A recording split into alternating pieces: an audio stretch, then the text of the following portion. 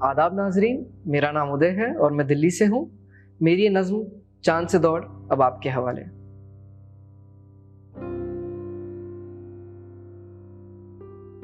चांद से दौड़।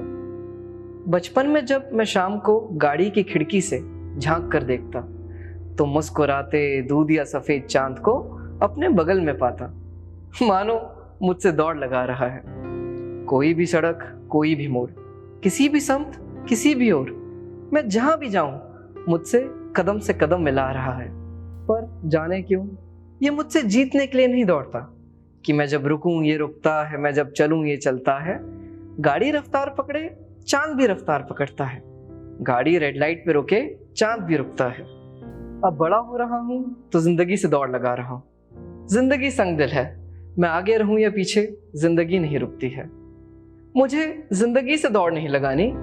अब चांद निकल आया है तो गाड़ी भी निकालो, मुझे चांद से दौड़ लगानी है। मैं जो अपनी नज़्म सुनाने वाला हूँ उसका उन्वान है रॉबिन आइलैंड।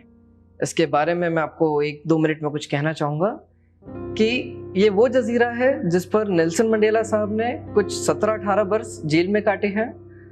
और जब वो पहले प्रेसिडेंट बने आज़ाद साउथ अफ्रीका के, तब जो वहाँ उस जजीरे पे, उस कैद खाने में जो आपके कैदी थे और जो आपके गार्ड्स थे, वो उन्होंने अपने सारे रंज मिटाए और वो आज की तारीख में एक साथ रहते हैं और वो आज गाइड के रूप में है।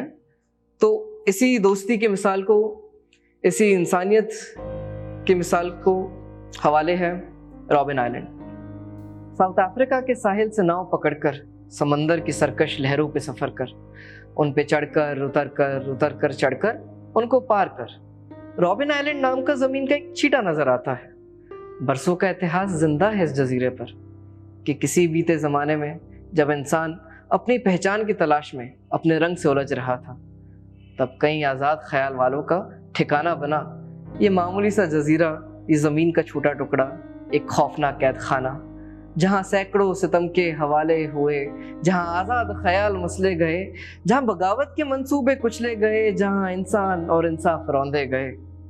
वो दौर तो अब कब का बीत चुका है, वो दौर तो अब कब का बीत चुका है, लेकिन इसका इतिहास आज भी जिंदा है। धरती के उस हिस्से पे सितमगर आज भी रहते हैं, कैदी आज भी बसते हैं। पर यह किस्सा कुछ नया है। कैदी ने दुश्मनी भुलाकर, आपसी रंज भुलाकर, एक एक जख्म भुलाकर, हर एक सितम भुलाकर सितमगर को गले से लगा लिया है और सितमगर ने इंसान को इंसान का दर्जा दिया है, अपनी गलती मानी है, माफ़ी मांगी है। आज दोनों ये किस्सा अपनी ज़बानी दुनिया को साथ सुनाते हैं।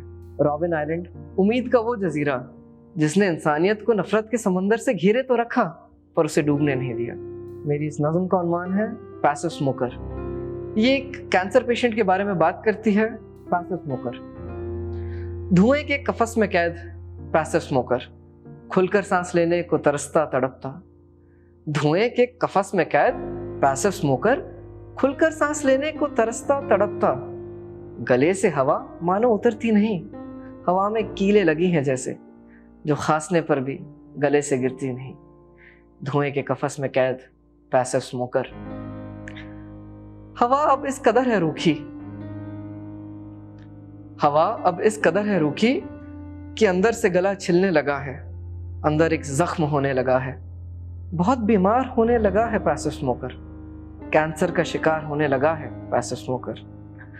अनगिनत फैक्ट्रियों की सिगरेट सी चिमनियों ने, अनगिनत फैक्ट्रियों की सिगरेट सी चिमनियों ने इस धरती को बना दिया है एक पैसिव स्मोकर। शुक्रिया।